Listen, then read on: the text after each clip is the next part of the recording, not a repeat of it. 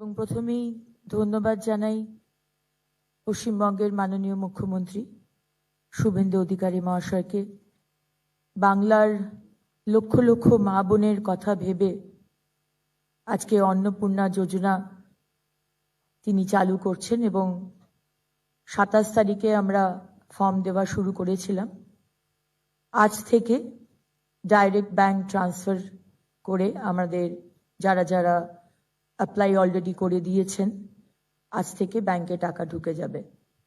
আপনারা জানেন যে এই অন্নপূর্ণা যোজনা আমরা একটি ফর্ম দিয়েছি। আমরা প্রথম দিনে বলেছিলাম যে হয়তো ফর্ম লাগবে না, ডাইরেক্ট ট্রান্সফার হবে, কিন্তু আমরা যে অ্যানালিসিস করেছিলাম সেখানে দেখতে পেলাম প্রায় লক্ষ লক্ষ হাজার হাজার ভুয়ো নাম ঢুকে রয়েছে। আমরা আগামী দিনেও অনেক যোজনা মা বোনেদের জন্য এবং ভাইদের জন্য নিয়ে আসব। সেই কারণে আমাদের যে ফর্মটা আমরা দিয়েছি এবং যে ফর্মটা আপনারা অলরেডি ভিডিওতে দেখতে পেলেন, আমাদের ব্লক অফিস, এসডিও অফিস, আমাদের এমএলএ অফিস, বিভিন্ন জায়গা থেকে ফর্ম দেওয়া হচ্ছে এবং আজ থেকে অনলাইনেও আপনারা ফর্ম ভরতে পারবেন, ডাউনলোড করতে পারবেন। সেখানে আপনারা দিয়ে আপনাদের যা যা ডিটেলস চাওয়া হচ্ছে সেখানে দিয়ে দেবেন এবং উইদিন 5-7 ডেজ এই টাকাটি আপনাদের ব্যাংকে ঢুকে যাবে। আমি ধন্যবাদ জানাই আমার এখানে উপস্থিত মাননীয় ক্যাবিনেট মন্ত্রীরা যারা রয়েছেন, আমাদের সচিবরা যারা রয়েছেন এবং মিডিয়ার বন্ধুরা যারা এসেছেন, তাদেরকে অনেক অনেক ধন্যবাদ। মানুষের কাছে পৌঁছে দিন, আমরা সব সময়তে পাশে রয়েছি। আমরা চাই যারা পাননি আজকে লাস্ট 15 বছর তারাও ফর্ম ফিল আপ করুন এবং প্রত্যেক মা বোন যারা এলিজিবল এবং যারা আমাদের ভারতবর্ষের নাগরিক তারা কিন্তু আগামী দিনে আমাদের এই অন্নপূর্ণা যোজনার সুবিধে পাবেন। অনেক ধন্যবাদ। অফলাইনের পাশাপাশি এবার অনলাইনেও চালু হয়ে গেল অন্নপূর্ণা যোজনার ফর্ম ফিল আপ। অন্নপূর্ণা যোজনার ফর্ম ফিল আপে কী কী লাগবে, পরিবার সম্পর্কে এই তথ্য দিতে হবে, জেনে নিয়ে ফর্ম ফিল আপ করুন। অনলাইনে আপলোড করে দেওয়া হয়েছে অন্নপূর্ণা যোজনার ফর্ম। 12 পাতার ফর্মে নিজের ও পরিবার সম্পর্কে নানা তথ্য দিতে হচ্ছে আবেদনকারীদের। কি কি তথ্য দিতে হবে তা জেনে নেওয়া প্রয়োজন। অনেকেই বিভ্রান্ত, এত তথ্য কিভাবে জানা যাবে। তবে মুখ্যমন্ত্রীর আশ্বাস, এই সরকার ডিসিপ্লিন মেনে কাজ করবে। প্রকৃত প্রাপক যাঁরা তাদের খুঁজে বের করে তাদের হাতে আমাদের সংকল্পপত্রের প্রতিটা প্রতিশ্রুতি পৌঁছে দেওয়া হবে। এছাড়া মুখ্যমন্ত্রী শুভেন্দু অধিকারী আরও বলেছেন, যারা ফর্ম ফিল আপ করতে পারবেন না তাদের প্রত্যেকের বাড়িতে আমাদের পক্ষ থেকে লোকেরা যাবেন, তারাই ফর্ম ফিল আপ করে আনবে। এতটুকু বিভ্রান্ত হবেন না, বিচলিত হবেন না, গুজবে কান দেবেন না। এবার জেনে নিন কী কী তথ্য জেনে ফর্ম ফিল আপ করতে বসবেন। অন্নপূর্ণা ভাণ্ডারের ফর্ম ফিল আপে কী কী লাগবে, পরিবার সম্পর্কে কোন তথ্য দিতে হবে।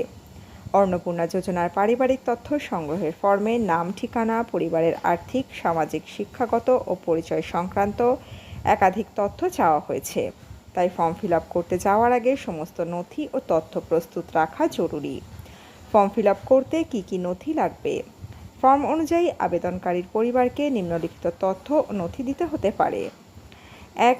পরিবারের প্রধান ও সদস্যদের এইসব তথ্য: আধার কার্ড, মোবাইল নাম্বার, ভোটার কার্ডের এপিক নাম্বার, জন্ম তারিখ, পরিবারের প্রধানের সঙ্গে সম্পর্কের তথ্য।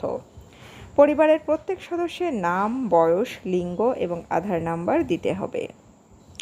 ডিজিটাল রেশন কার্ডের তথ্য: ডিজিটাল রেশন কার্ডের নাম্বার, কার্ডের ধরন, AAY না PHH না SPHH না RKSY1 না RKSY2 ইত্যাদি। পরিবার রেশন পাচ্ছে কি না সেই তথ্য। তৃতীয় আসছে ব্যাংক অ্যাকাউন্টের তথ্য। পরিবারের প্রধান ও প্রাপ্তবয়স্ক সদস্যদের জন্য দিতে হবে ব্যাংকের নাম, অ্যাকাউন্ট নাম্বার, IFSC কোড, আধার লিঙ্ক থাকা ডিবিটি অ্যাকাউন্টের তথ্য। 4 নম্বরে আসছে জমি ও সম্পত্তির তথ্য। ফর্মে জানতে চাওয়া হয়েছে পরিবারের নিজস্ব জমি আছে কিনা, মোট জমির পরিমাণ, 3 বা তার বেশি পাকা ঘর আছে কিনা, জমির রেকর্ড, মিউটেশন ও রেজিস্ট্রেশন কপি। 5 নম্বরে আসছে গাড়ির তথ্য। পরিবারের কারোর নামে 4 চাকার গাড়ি থাকলে দিতে হবে গাড়ির রেজিস্ট্রেশন নাম্বার, গাড়ির মডেল, কতগুলি গাড়ি রয়েছে। 6 নম্বরে আসছে স্বাস্থ্য বিমার তথ্য। সরকারি বা বেসরকারি স্বাস্থ্য বীমা থাকলে উল্লেখ করতে হবে বীমার ধরন, বীমার অঙ্ক, প্রিমিয়ামের তথ্য। 7 নম্বরে আছে প্যান, জিএসটি ও আয় সংক্রান্ত তথ্য। ফর্মে জানতে চাওয়া হয়েছে কেউ আয়কর দেন কিনা, প্যান কার্ড আছে কিনা, জিএসটি নিবন্ধিত কিনা, পরিবারের মোট বার্ষিক আয়। চাকরি ও পেশার তথ্য থাকছে 8। প্রত্যেক সদস্যের পেশা জানাতে হবে, যেমন সরকারি চাকরি বা বেসরকারি চাকরি, ব্যবসা, কৃষিকাজ, পরিযায়ী শ্রমিক না বেকার। 9 নম্বরে দিতে হবে শিক্ষাগত তথ্য। পরিবারে প্রাপ্তবয়স্ক সদস্যদের সর্বোচ্চ শিক্ষাগত যোগ্যতাও লিখতে হবে। কোনো সদস্য কি কোনো সাংবিধানিক পদে আছেন তা জানাতে হবে, যেমন কেউ বিধায়ক, সাংসদ, পৌরস্থানীয় সংস্থা বা পঞ্চায়েতের পদাধিকারী কিনা জানাতে হবে। 10 নম্বরে আসছে পেনশন ও সরকারি পদ সংক্রান্ত তথ্য জানাতে হবে।